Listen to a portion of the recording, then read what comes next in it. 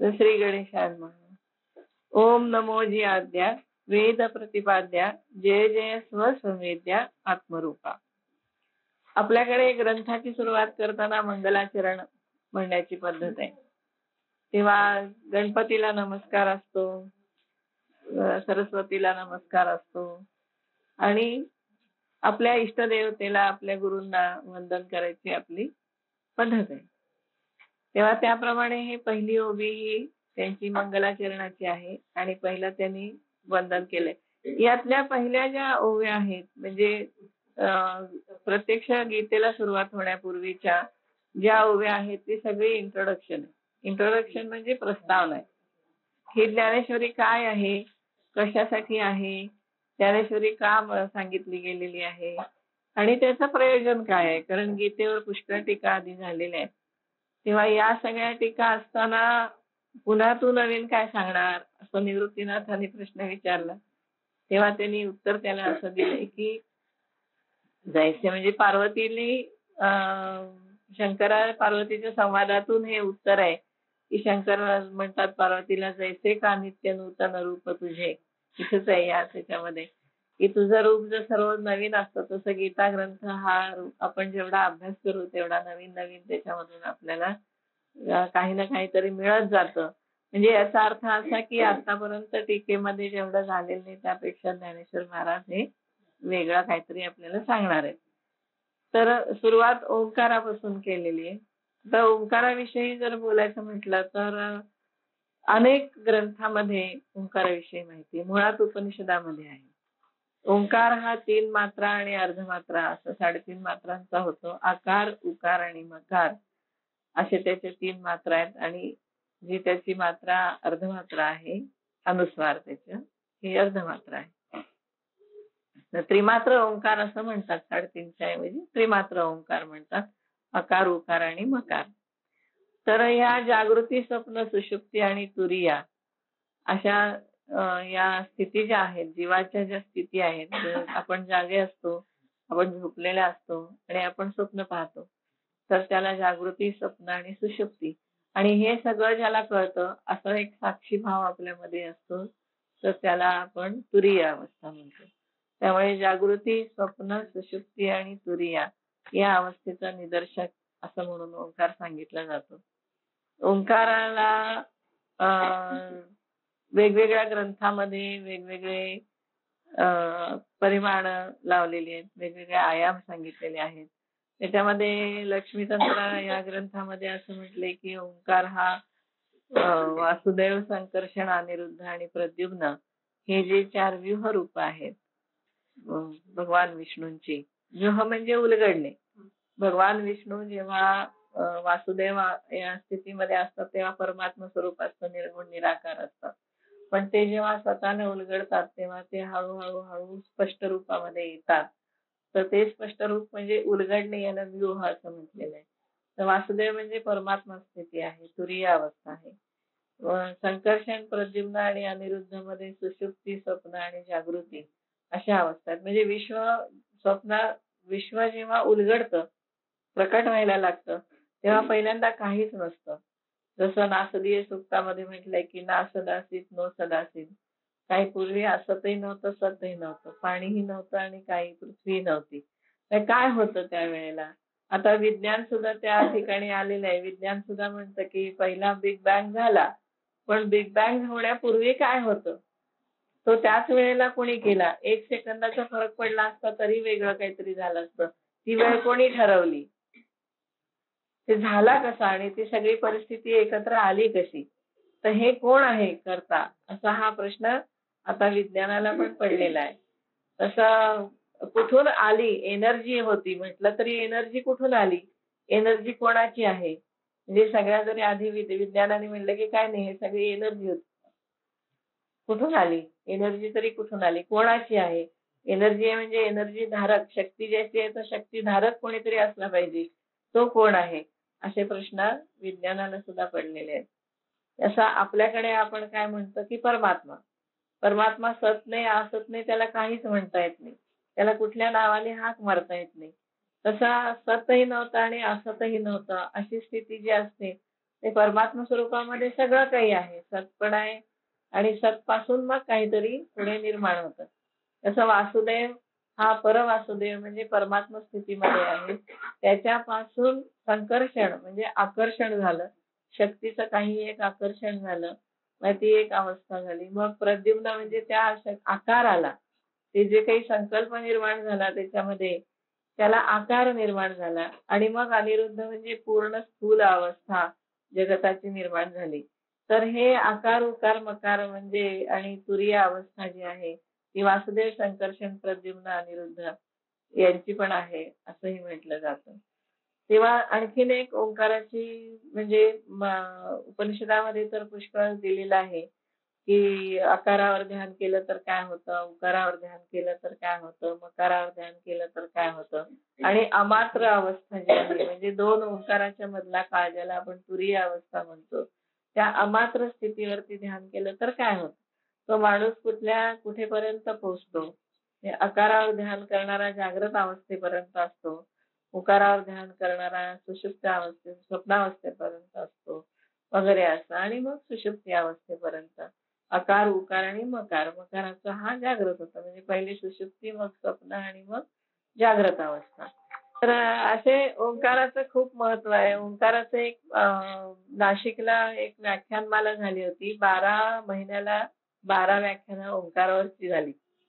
म्हणजे एवढी मोठ्या आणि त्याचं पुस्तक आहे ओंकाराचं, ओंकार यज्ञ म्हणून एक पुस्तक त्यांनी काढलेलं आहे. तर असं प्रत्येकाने वेगळा आस्पेक्ट घेतला. कोणी उपनिषदातलं घेतले, कोणी ज्ञानेश्वरी मधला ओंकार घेतला, गीतेमधला ओंकार घेतला, कोणी महाभारत असे वेगवेगळ्या ग्रंथामधले ओंकाराचे घेतले, वेगवेगळ्या आशय घेतला आणि त्याच्यावर 12 व्याख्यानं दिली. मी तंत्रामधला ओंकाराबद्दल बोलले होते त्यामध्ये. तर एवढा आहे म्हणजे ओंकाराबद्दल जेवढं आपण विवेचन करू तेवढं थोडं आहे. पण एक महत्वाचं म्हणजे जर तुम्ही मंत्रशास्त्र दृष्टीने जर ओंकाराकडे बघितलं तर ओंकार हे योगाने सांगितले तसे वाचक हा प्रणव हा असं म्हटलेलं एक सूत्र आहे योगामध्ये, योगशास्त्रामध्ये की ओंकार हे ईश्वराचा वाचक आहे. म्हणजे ईश्वराचं नाव काय असं जर कोणी विचारलं परमात्म्याचं नाव काय तर ओंकार. ईश्वर प्रणिधानात वा असं आधीचं सूत्र आहे. ईश्वर प्रणिधानाने तुम्हाला योग साधतो, पण ईश्वर प्रणिधान असेल तर ईश्वर कोण आहे तर तसे वाचक हा प्रणव हा. प्रणव म्हणजे ओंकार. प्रणव याचा अर्थ प्रकर्षेण स्तूयते नुयते अनेन इति प्रणव हा. म्हणजे प्रकर्षाने जो असा खेचून घेतला जातो नाभीपासून मस्तकापर्यंत आपण ओंकार म्हणताना उच्चार करतो तर तो प्रकर्षाने जो म्हटला जातो त्याला त्यांनी प्रणव असं नाव दिलंय. तर हा प्रणव म्हणजे ओंकार, ओंकाराला प्रणव असा दुसरा शब्द आहे. तर हा वाचक आहे ईश्वराचा म्हणजे ईश्वराचं नाव आहे. आणि तज्जपहा तदर्थ भावनम. म्हणजे जर ओंकाराचा जप करायचा असेल तर ईश्वर समजून त्याचा जप करायचा. तदर्थ भावनम म्हणजे त्याची भावना करून त्याचा अर्थ समजून घेऊन. तर त्याचा जप करताना ओंकाराचा जर जप करायचा झाला तर आकार उकार मकार आणि अमात्र स्थिती अशा 4 स्थितींचा जागृती स्वप्न सुषुप्ती तुरीया किंवा वासुदेव संकर्षण प्रद्युम्न अनिरुद्ध अशा या अवस्था समजून त्याचा अर्थ समजून त्याचा जप करायचा असं योगशास्त्रामध्ये म्हटलेलं आहे. तेव्हा ओंकाराचा जप आपण ईश्वराच्यासाठी करतो आणि ओंकार हा आपण मंगलवाचक धरतो. त्यामुळे सगळ्या ठिकाणी आपण ओंकाराने सुरुवात करतो. पुढे ओंकार म्हणताना ग म्हणायचं, काही लोक ओमकार म्हणतात पण मन एक ख ग घ आलं की ग म्हणायचं असतं. म्हणून ओंकार हा उच्चार जास्त बरोबर आहे, ओमकार हा उच्चार फारसा बरोबर नाहीये. ओंकार असं लिहिताना ओम लिहितो पण ओंकार जेव्हा म्हणायचं असतं तेव्हा आपण ग म्हणतो म्हणजे ते उच्चाराच्या दृष्टीने. आता जर मंत्रशास्त्र म्हणून बघितलं आपण तर ओंकार हे बीजाक्षर आहे. म्हणजे कुठल्याही बीजाक्षरापेक्षा ओम हे महत्वाचं बीजाक्षर आहे. त्यामुळे बीज याचा अर्थ काय असतो त्याच्यामध्ये सगळा वृक्ष असतो. म्हणजे आंब्याची कोय जर आपण घेतली तर त्या कोळीमध्ये खोड आहेत, मुळं आहेत, पानं आहेत, फुलं आहेत, फळं आहेत. जरी दिसत नसलं म्हणजे बीज फोडून बघितलं तर दिसणार नाही पण बीज जमिनीत लावलं तर त्याच्यामध्ये हा सगळा वृक्ष असतो. जे बीजामध्ये सुप्त अवस्थेमध्ये वृक्ष असतो. तसं ओंकार मध्ये या सगळ्या जगाचं रूप आहे सुप्त अवस्थेमध्ये. कारण विश्व हे ईश्वर हा विश्वरूपाने प्रकट झालेला आहे.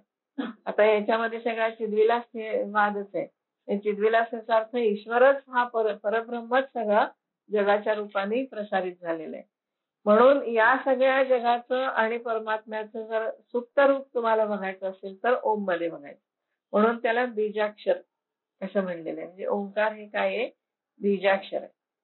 आणि हे बीजाक्षर त्याच्यामध्ये प्रत्येक मुळाक्षर हे बीजाक्षर आहे मंत्रशास्त्राप्रमाणे. म्हणजे अ आ इ ई हे सगळे स्वर आणि क ते क्ष ही व्यंजन. ज्ञ हे मंत्रशास्त्रामध्ये जोडाक्षर समजलं जातं. म्हणून मुळाक्षरामध्ये ते धरलेलं नाही. नाही पण क्ष धरला जातो. क आणि श चा जरी उच्चार होत असला क्ष हा तरी सुद्धा ते जोडाक्षर मुळाक्षरामध्ये धरलं जातं. पण ज्ञ हे ते धरलं जात नाही. म्हणून क ते क्ष या मुळाक्षरा ही सगळी बीजाक्षर आहे. तर जेव्हा स्वर आपण म्हणतो अ आ इ ई उ ऊ रू रू लृ लृ आणि ए आई ओ आऊ अम आहा असे 16 स्वर होतात. एरवी आपण बाराखडी म्हणतो. बाराखडीमध्ये आपण रू आणि नृ लावून बाराखडी करत नाही.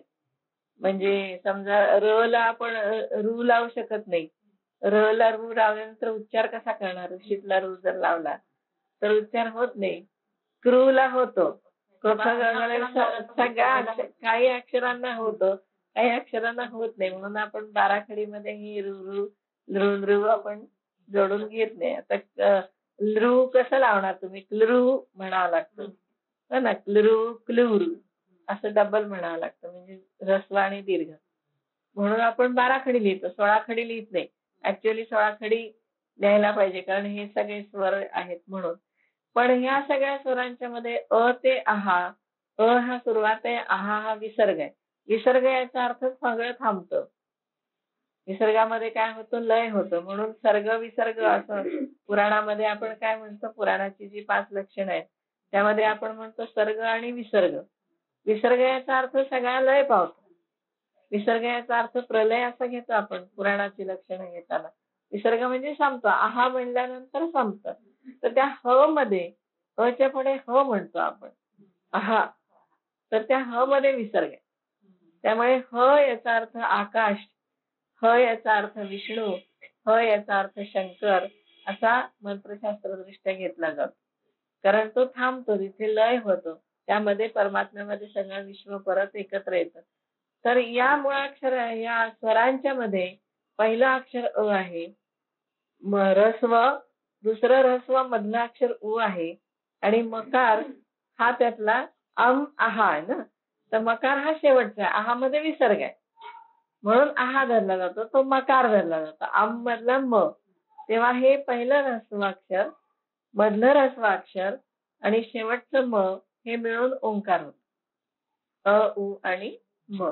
त्यामुळे मंत्रशास्त्रदृष्ट्या ओंकाराला खूप महत्व आहे. नुसत्या ओंकाराचा जप करून सिद्ध करण्यासाठी त्याला काही विधी आहे. ओंकार सिद्ध करावा लागतो. कुठल्याही बीजाक्षराचा जप हा सिद्ध करावा लागतो.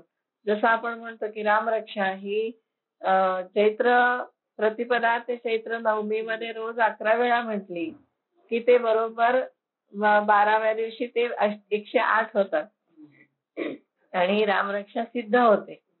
तर हे सिद्ध होण्याचे काही विधी असतात.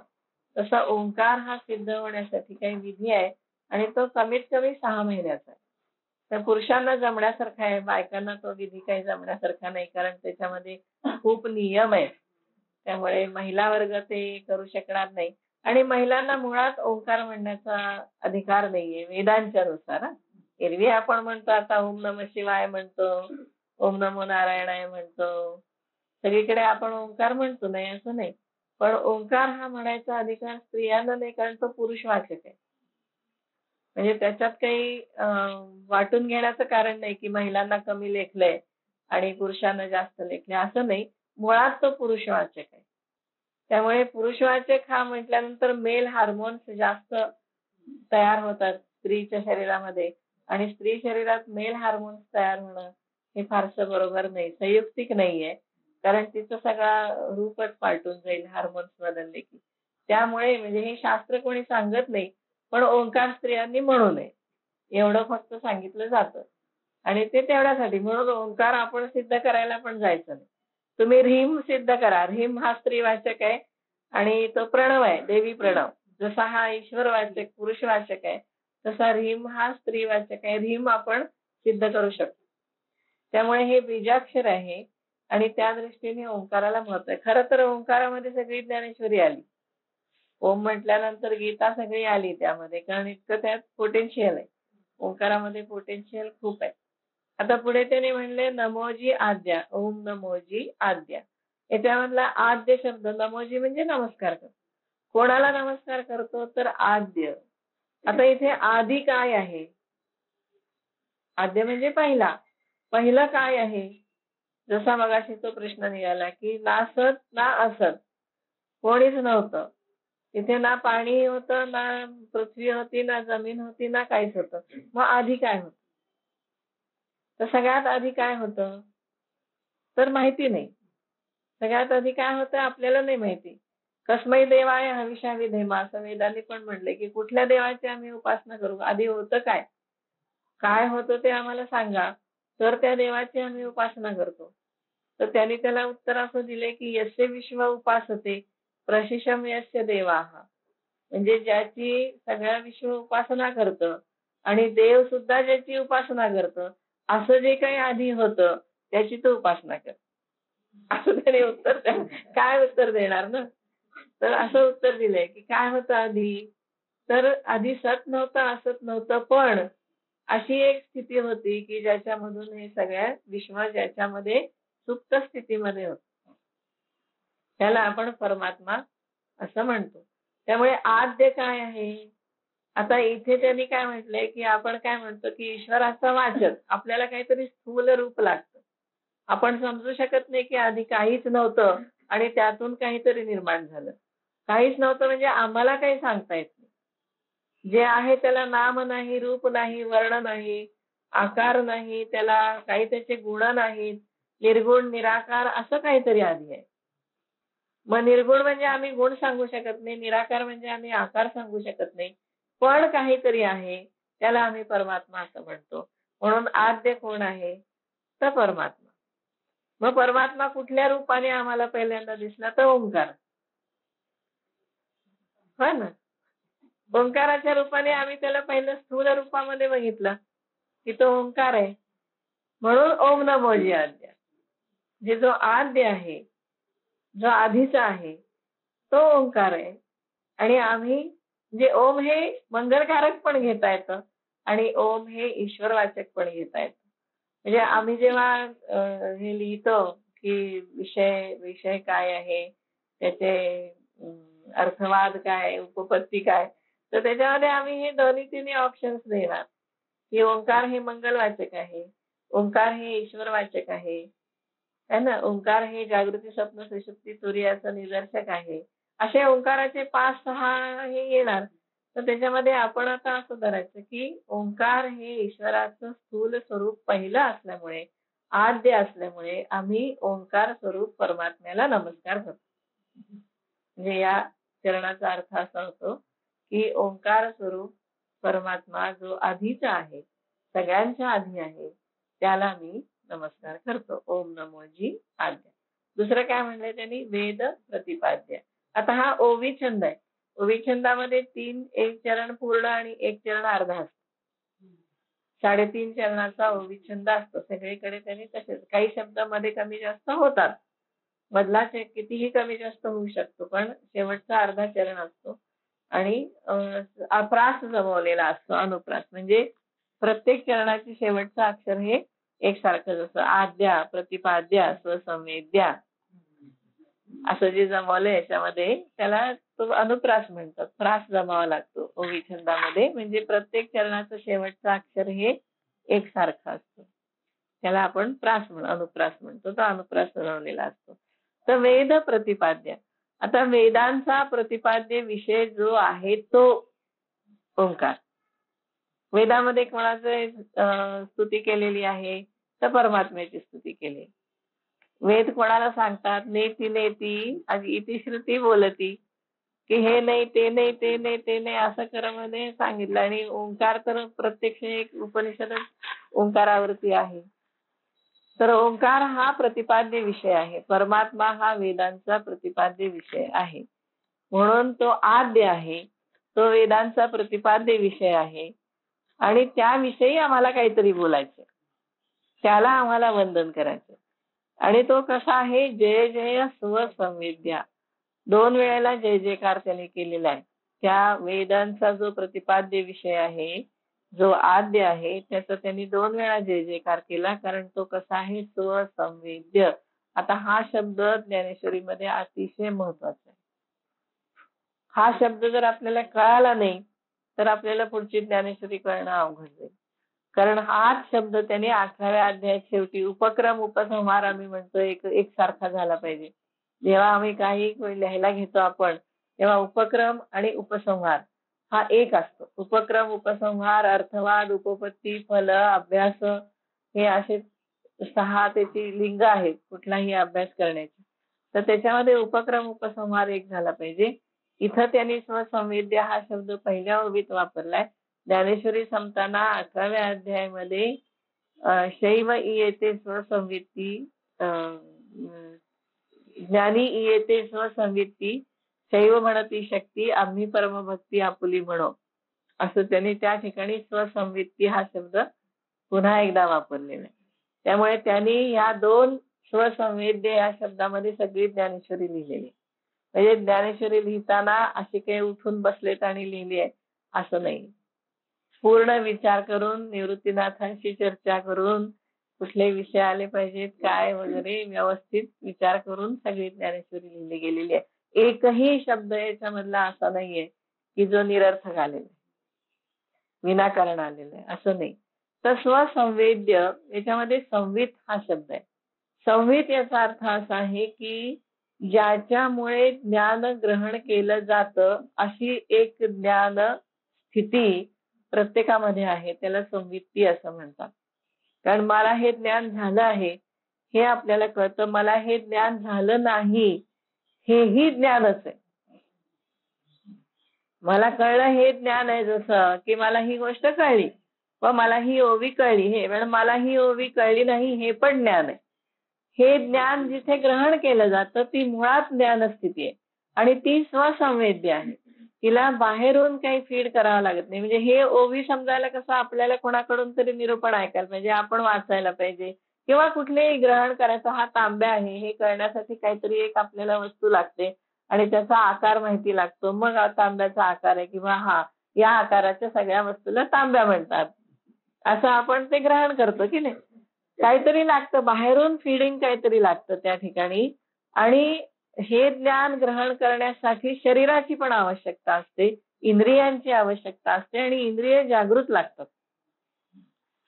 झोपेमध्ये तुम्हाला हे ज्ञान होणार नाही, काही जवळ आणून ठेवलं तरी तुम्हाला कळणार नाही, पण जागृत इंद्रियांनी बाहेरून घेतलेलं ज्ञान असतं. हे ज्ञान ज्या ठिकाणी हे ज्ञान झालंय असं समजतं अशी एक ज्ञानस्थिती मुळात आपल्या सर्वांच्या मध्ये आहे, त्याला संवित असं म्हटलं जातं. म्हणजे आम्ही त्याला शुद्ध जाणीवेची अवस्था असं म्हणतो. सोप्या भाषेमध्ये सांगायचं झालं तर जाणीव आपल्यामध्ये आहे.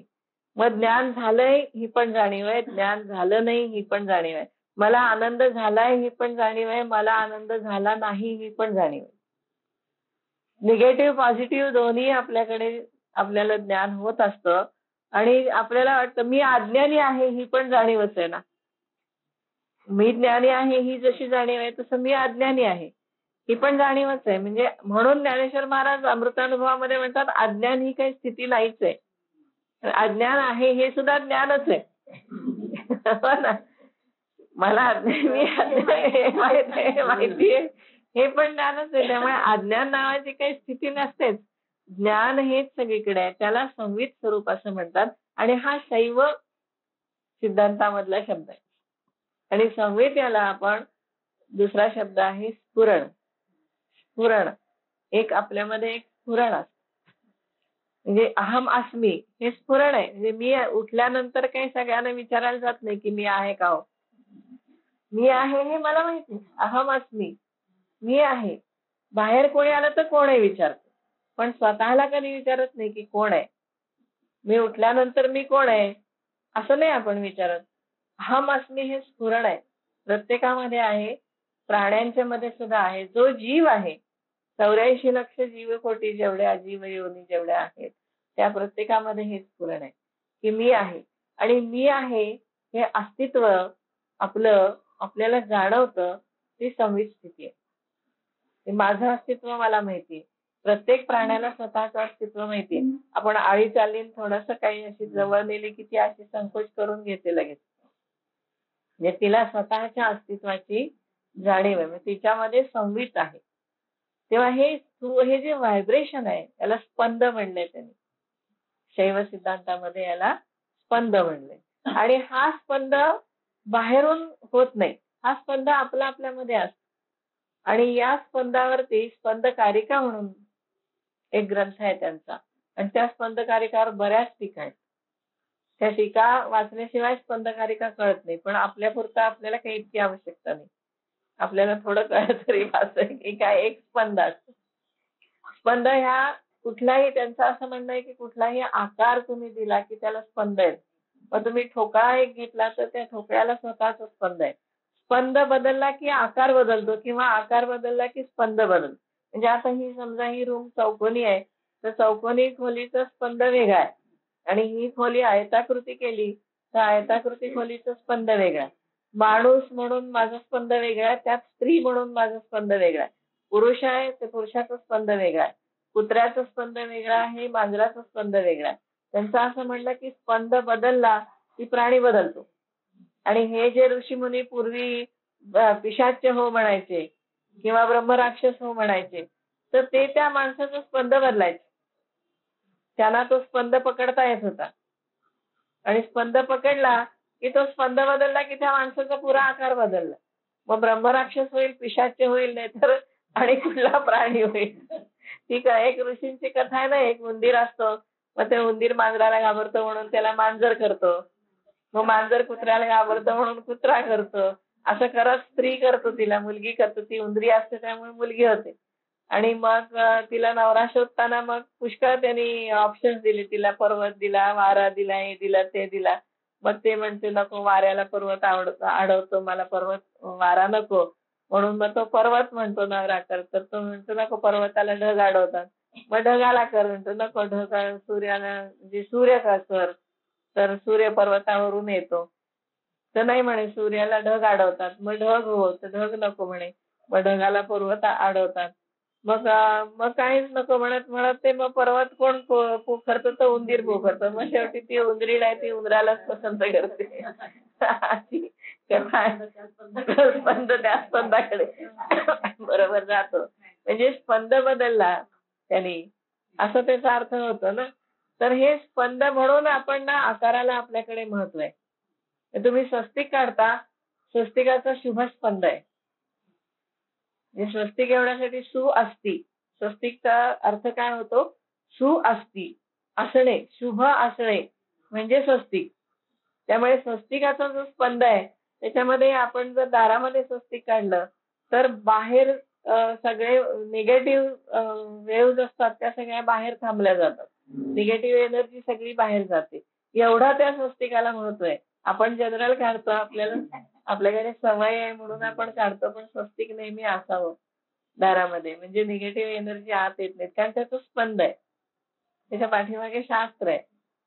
असं चक्र आहे, चक्राला स्पंद आहे. स्वस्तिकाला स्पीड आहे. स्वस्तिक हे फिरत असतं. आपल्याला जरी दिसलं नाही तरी त्याचे जे आपण असे हे काढतो ते स्पीड दाखवतं. चक्राला स्पीड आहे, चक्राला स्पंद आहे. आपण ज्या रांगोळ्या काढतो देवापुढे सगळ्या, त्याला प्रत्येकाचा स्पंद वेगळा आहे. शंख, चक्र, गदा, स्वस्तिक, पद्म सगळ्याला स्पंद आहे. तर हे स्पंद कसे? स्वसंवेद्य, स्वतःचे स्वतःला जाणवणारे असणारे असे स्पंद आहे.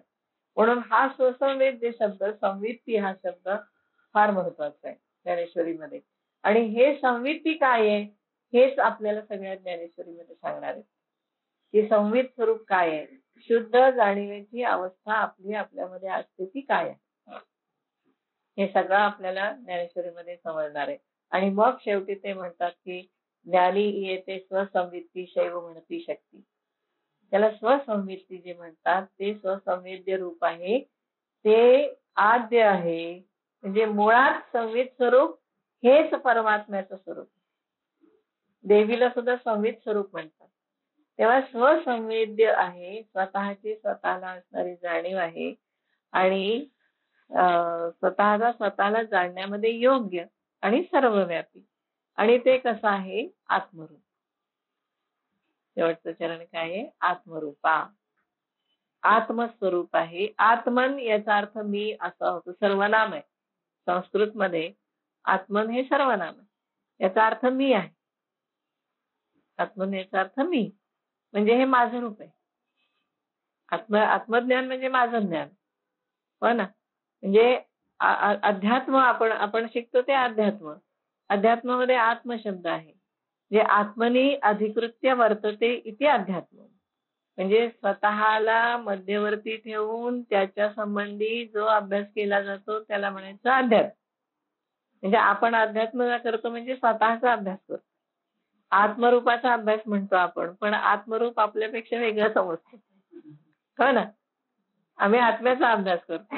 आत्म्याचा अभ्यास करतो म्हणजे कोणाचं, खरं तर माझा स्वतःचा मी अभ्यास करते, पण तसं न म्हणता आत्मा काहीतरी वेगळा आहे आणि त्याला मला जाणायचं आहे, असं आपण अध्यात्म म्हणून म्हणतो. आम्ही अध्यात्म आम्हाला एवढ्यात नको, म्हणजे माझा स्वतःचा अभ्यास मला एवढ्यात करायचाच नाही. बाकीचा अभ्यास मी आधी करीन आणि मी कोण आहे हे मला कधीच कळणार नाही, असं म्हटलं जातं. म्हणून हे आत्मरूपा म्हणजे हा जो काही स्वसंवेद्य जे काही आहे, स्वसंवित स्वरूप जे आहे, स्वतःचं स्वतःला जाणण्यासारखं जे रूप आहे ते आत्मस्वरूप आहे, आत्मनचं आहे. म्हणजे हा ओंकार आहे, तो आद्य आहे, वेदांचा प्रतिपाद्य विषय आहे, स्वसंवित स्वरूप असा आहे आणि ते आत्मरूप आहे. आणि या सगळ्याला मी नमस्कार केला. म्हणजे मुळात पहिल्या उभीमध्येच ज्ञान केवढं आहे बघा ते, की स्वसंवेद्य. मग हा स्वसंवेद्य हा शब्द शैव सिद्धांतामध्ये फार महत्वाचा शब्द आहे.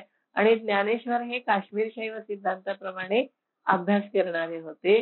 नाथ संप्रदायामध्ये काश्मीर शैव सिद्धांत आहे, याला काश्मीर शैव सिद्धांत म्हणतात. अभिनव गुप्त वगैरे त्याचे सगळे लेखक आहेत. तर त्यांच्या प्रमाणे नाथ संप्रदायाचा अभ्यास आहे. नाथ संप्रदायामध्ये हा ज्ञानेश्वर महाराजांचा अभ्यास असल्यामुळे ते हा शब्द वापरू शकतात. जसं कालिदासांनी कुमार संभवचा जो पहिला श्लोक आहे त्याच्यामध्ये अस्ति उत्तरस्याम दिशि देवतात्मा हिमालयो नाम नगाधिराजः पूर्वापरम तोय विधी निधी वगाय स्थितः पृथिव्या इव मानदंडः, असं त्यांनी लिहिलाय पहिला. त्याच्यामधलं देवतात्मा शब्द बघा, हिमालयाला त्यांनी देवतात्मा हा शब्द वापरला. हा कोणीतरी वापरू शकतं का? ती कालिदासाची प्रतिभा. हो ना. एवढा मोठा शब्द देवात्म शक्ती कुंडलिनीला म्हणतात. आणि यांनी देवतात्मा हा शब्द म्हणजे देवत, सगळ्या देवतांचा वास ज्या ठिकाणी आहे, आत्मस्वरूप जिथे आहे, असा तो हिमालय पर्वत. म्हणून कालिदास मोठा. कालिदास का मोठा? तर हा शब्द इतर कुठल्याही कवीच्या लेखणीतून उतरणं अवघड आहे. म्हणून आपण त्याला मोठं म्हणतो. ना कालिदास वाचताना सुद्धा भरून येतं माहिती, असे काही शब्द वापरलेत त्यांनी आणि अशा काही प्रतिमा योजलेल्या आहेत की उपमा आणि त्याचं वाचायला लागले की मन भरून येत. तसा हा स्वसंवेद्य शब्द वाचला की आपल्याला कळतं की नाही, ज्ञानेश्वरीमध्ये काहीतरी वेगळं आहे. कारण हा शब्दच येणार नाही. ज्ञान नसेल ते शैव सिद्धांताचं तर हा शब्द येऊ शकत नाही. म्हणून काश्मीर शैव सिद्धांतामध्ये असणारा संवित हा शब्द त्यांनी इथे घेतला आणि पुढे ज्ञानी त्याला संवित स्वरूप म्हणतात असं त्यांनी म्हटलेलं आहे. आणि त्याला मी भक्ती म्हणतो. म्हणजे त्यांची भक्ती कुठे जाते बघा, फारच एकदम वरच्या प्रतीची आहे. तेव्हा ओम नमो जी आद्या वेद प्रतिपाद्या जय जय स्वसंवेद्या आत्मरूपा आणि आत्मनचा अभ्यास आहे, म्हणजे माझा स्वतःचा अभ्यास आहे.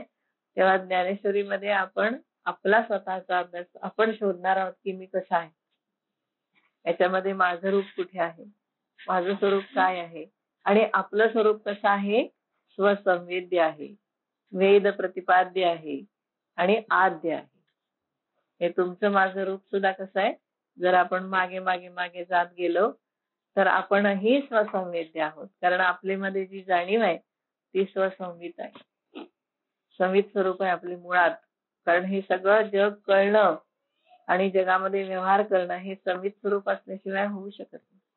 आणि संवित स्वरूप हे आपलं मूळचं स्वरूप आहे. आपलं आत्मस्वरूप म्हणजे संवित स्वरूप आहे आणि तेच आपल्याला जाणायचंय आणि तिथेच आपल्याला राहायचंय. पण तिथे जो राहील तो जगामध्ये जास्त चांगले व्यवहार करू शकतो. गीतेच्या 2ऱ्या अध्यायामध्ये सगळं ज्ञान दिलेलं आहे. खरं तर 2ऱ्या अध्यायाला गीता संपायलाच पाहिजे, कारण पुढे सांगण्यासारखं काही राहिलेलं नाही. पण अर्जुनाने बरेच प्रश्न विचारले आणि मग पुढे गीता चालू झाली. अदरवाईज गीता 2ऱ्या अध्यायाला संपली, कारण ज्ञान दिलं सगळं की झालं ना, ज्ञान झालं की झालं. पण तसं ज्ञान आपल्याला वचनी पडत नाही.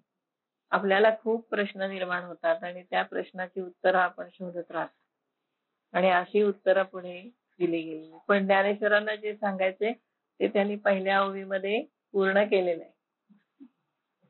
हे आत्मस्वरूपाबद्दल मी बोलणार आहे. आत्मस्वरूपाला मी नमस्कार करतो. तो स्वसंवेद्य आहे, सगळ्यांच्या आधी आहे आणि वेदांचा प्रतिपाद्य विषय तेच आहे. मग आता ते कळणार नाही आपल्या सगळ्यांना, कारण हे निर्गुण निराकाराचं ज्ञान आहे.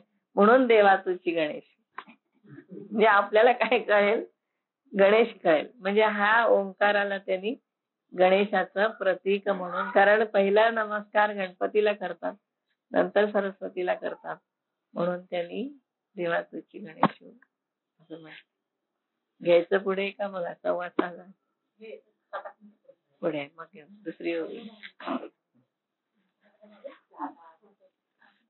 ठीक आहे, 10 मिनिटं घेऊ, याच्यात 6:30 पर्यंत घेऊ. देवा तूची गणेशू सकल मती प्रकाशू, म्हणे निवृत्ती दासू अवधारी जोची. म्हणजे त्याने असं म्हटलेलं आहे की सर्व बुद्धीचा प्रकाशक जो गणेश तो तूच आहेस.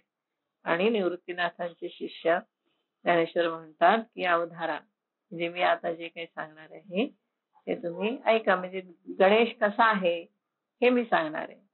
जे आता हा ओंकार आहे, आपण गणेशाला ओंकार, सगळ्या देवांना ओंकार म्हणतात खरं म्हणजे, पण आपण गणेश म्हणले की ओंकार, ओंकार स्वरूपा सद्गुरु समर्था, सद्गुरूंना सुद्धा ओंकार म्हणलेलं आहे. असं यांनी गणेशाला ओंकार म्हणले. आणि तो कसा आहे, सकल मती प्रकाशू, सगळ्यांच्या बुद्धीमध्ये प्रकाश, म्हणजे संवित स्वरूप. कारण संवित असल्याशिवाय बुद्धीला प्रकाश मिळणारच नाही. आता ते सारखं येईल ज्ञानेश्वरीमध्ये. हे सगळ्यांच्या बुद्धीचा प्रकाशक ओंकारामुळेच प्रकाश आहे सगळीकडे, असा गणेश आहे. तर तुम्ही हे कसं आहे गणेश ते तुम्ही आता ऐका. ज्ञानेश्वर महाराज म्हणतात निवृत्तीचा दास. आता हा जो दास शब्द आहे की नाही याच्यामधला, की गुरूंचा दास असं का म्हणतात, दासोस्मी असं म्हणतात. गुरूंचा सखा म्हणत नाहीत, गुरूंचा शिष्य म्हणत नाहीत, हो की नाही, गुरूंचा पुत्र म्हणत नाहीत, दास म्हणतात. दास याचा अर्थ प्रपत्ती असा आहे. प्रपत्ती म्हणजे शरणागती. आणि भक्तिशास्त्रामध्ये शरणागतीला खूप महत्व आहे. तेव्हा शरणागती काय असते, तर बाबा 6 प्रकारची शरणागती सांगितली जाते. षड्विधा शरणागती 6. कोणती, तर अनुकूलस्य संकल्पः, प्रातिकूलस्य वर्जनम, रक्षिष्यति इति विश्वासः, गोप्तृत्व वर्णम तथा आत्मनिक्षेप कार्पण्ये षड्विधा शरणागती. शरणागती 6 प्रकारची असते. त्याच्यामध्ये पहिलं काय आहे, तर अनुकूलस्य संकल्पः, जे आपण एखाद्याला शरण आहोत असं आपण समजा म्हटलं, आपण जात नाही शरण कोणाला, आपण फार अहंकारी आहोत सगळेजण. असं शरणागती अवघड असते. एखाद्याला शरण होणं म्हणजे काय असतं, तर हे 6 प्रकाराने असतं. त्याच्यामध्ये अनुकूलस्य संकल्प, म्हणजे त्याला जे अनुकूल असेल ते मी करेन. पतिव्रतेला महत्व काय आहे आपल्याकडे, कोणतीही स्त्री पतिव्रता होऊ शकते का? नाही. जी स्त्री पतीला अनुकूल आहे तेवढंच फक्त करते. मला अनुकूल आहे. अलीकडे तर व्यक्ती मात्र जास्त आहे. नवरा आणि मी सारखे. मग मला जे पाहिजे ते पण नवऱ्याने करायला पाहिजे. त्याच्याच आवडीचं सारखं होईल असं नाही. माझ्या आवडीचं पण झालं पाहिजे. कारण मला स्वतःला आवडी-निवडी आहेत. ही पतिव्रता नाही होणार. अनुकूलस्य संकल्प हा. पतिव्रता इथे शरणागती आहे. अनुकूलस्य संकल्प हा म्हणजे त्याला जे आवडेल तेच मी करेन. इथे भगवंताला शरण आहे तुम्ही, गुरूंना शरण आहे म्हणजे गुरूंना जेवढं आवडतं तेवढंच मी करेन. प्रातिकूलस्य वर्जनम म्हणजे त्यांना जे प्रतिकूल आहे ते मी कधीही करणार नाही. कोणाला जमेल हे नाही म्हणून सगळ्या पतिव्रता नसतात आणि सगळ्या सावित्री याला घेऊन येऊ शकत नाहीत आपल्या नवऱ्याला. त्याचं कारण एवढी शरणागती कोणापाशी नसते आणि ही खूप अवघड आहे. गुरूंना असं शरण होणं, हे दास हा शब्द त्यांनी वापरलाय तो जाणीवपूर्वक वापरलेला आहे. ते किती गुरूंना शरण आहेत. तर प्रातिकूलस्य वर्जनम, प्रतिकूल आहे त्याचं पूर्णतः वर्जन. मी प्रतिकूल काहीही करणार नाही. गुरूंना प्रतिकूल असेल ते काय नाही. आणि दुसरं रक्षिष्यति इति विश्वासा. मग माझं कसं होणार? तर मला गुरु रक्षण करतील. मला परमेश्वर माझं रक्षण करेल. रक्षिष्यति इति विश्वासा. म्हणून आपण म्हणतो ना, जगी ज्यास कोणी नाही त्यास देव आहे, निराधार आभाळाचा तोच भारस आहे. म्हणायला सोपं आहे पण माझं रक्षण करेल. भीती वाटते आपल्याला की आपण ह्या परिस्थितीतून कसं पार पडू. आपला एवढा विश्वास नसतो, कोणावरच नसतो. आपण घाबरून जातो खूप, कारण आपला हा विश्वास नाही. रक्षिष्यति, परमेश्वर माझं रक्षण करेलच असा विश्वास. गोप्तृत्व म्हणजे तो मालक आहे माझा, गोप्ता आहे. गोप्ता म्हणजे काय? विष्णुर गोपा आदाभ्य हा विष्णू सूक्तामध्ये म्हटलंय ना की विष्णू हा माझा गोप्ता आहे, रक्षण करता आहे. गोप याचा अर्थ काय होतो? रक्षण करणे असा होतो. श्रीकृष्ण गोप होता. गोप म्हणजे गवळी नव्हे, गायी सांभाळणारा गुराखी नव्हे. गोप याचा अर्थ गोप्ता. विष्णुर गोपा अदाभ्य हा. गोप्ता म्हणजे रक्षण करणारा, आपलं पालन करणारा, पालक. गोप्ता याचा अर्थ पालक असा होतो. तेव्हा गोप्तृत्व म्हणजे तो माझा पालक आहे आजपासून. म्हणजे मला काही दुखलं खुपलं ऍडमिट करायचं नाही करायचं, औषध द्यायचं नाही द्यायचं, काय सगळं बघायचं. मला फी लागली तर फी देणार. जे जे आपण शाळेमध्ये पालक म्हणून जे आपल्या मुलांची आपण काळजी घेतो किंवा जबाबदारी घेतो की नाही हा वाईट वागला तर जबाबदारी माझी, हो की नाही. काय तुम्हाला शिक्षा करायची असेल तुम्ही मला विचारा, माझी तयारी आहे, त्याला शिक्षा झाली तर होऊ दे. हे पालकत्व. तर हा पालक आहे माझा. गोप्तृत्व. वर्णम म्हणजे मी त्याला वर, वर आणि वधू आपण म्हणतो की पत्रिकेमध्ये वर लिहितात. वर म्हणजे काय? वरण केलंय. आमच्या मुलीनी ज्याचं वरण केलंय तो वर कोण आहे? तो वर. वरण याचा अर्थ आपण त्याला स्वीकारलेलं आहे. वरण याचा अर्थ स्वीकारलेलं आहे मी. तेव्हा मी त्याला स्वीकारलेलं आहे की हा माझा गुप्ता आहे, हा माझा रक्षणकर्ता आहे, हा मला त्याला अनुकूल असेल ते मी करेन, त्याला प्रतिकूल असेल ते मी करणार नाही. आणि आत्मनिक्षेपक अर्पणणे म्हणजे मला स्वतःला काहीही समजत नाही. कृपण आहे मी. कृपण याचा अर्थ कंजूष नव्हे.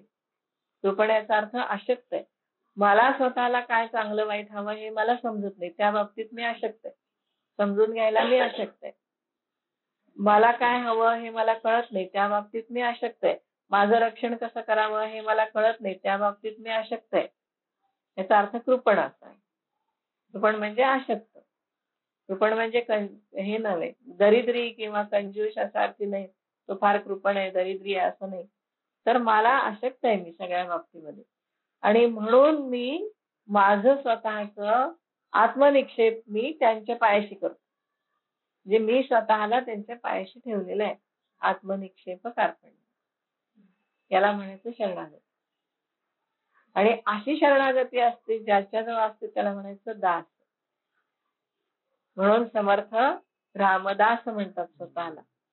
त्यांनी रामाच्या चरणी हे सगळी शरणागती ठेवली. पतिव्रता आपल्या पतीच्या ठिकाणी सगळी शरणागती ठेवते म्हणून तिला पतिव्रता म्हणायचं. आणि ज्ञानेश्वर महाराजांनी निवृत्तीनाथांच्या चरणी ही सगळी शरणागती ठेवली म्हणून निवृत्तीदासू.